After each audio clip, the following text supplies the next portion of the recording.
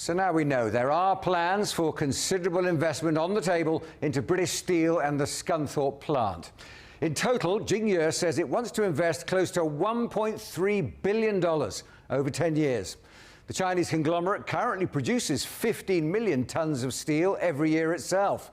Jingye says it wants to boost British Steel's output in the UK from 2.5 to 3 million tonnes. That's every year.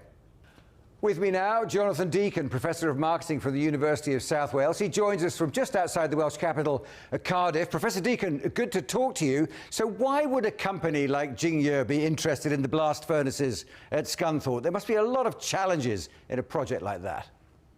An awful lot of challenges, but there's also a lot of opportunity.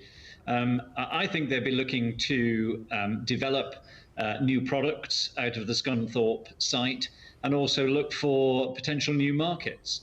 After all, this particular plant is pretty expert. It's got a great deal of experience in making what's known in the steel business as long products. So things like rails for railways and tram systems, but also girders for construction and building purposes.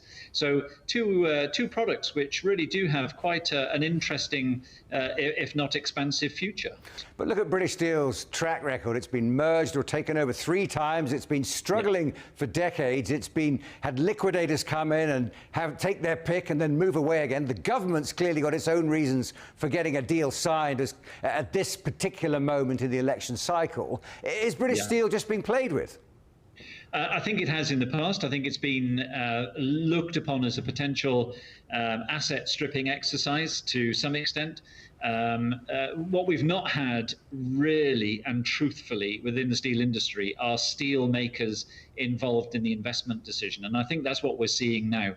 Good quality steel makers involved in the investment can see the opportunities, can see where, if there was money invested, then those new quality product or steel products could be generated from. So yeah, I think it's been played around with in the past by people that probably didn't quite know or understand the steel industry.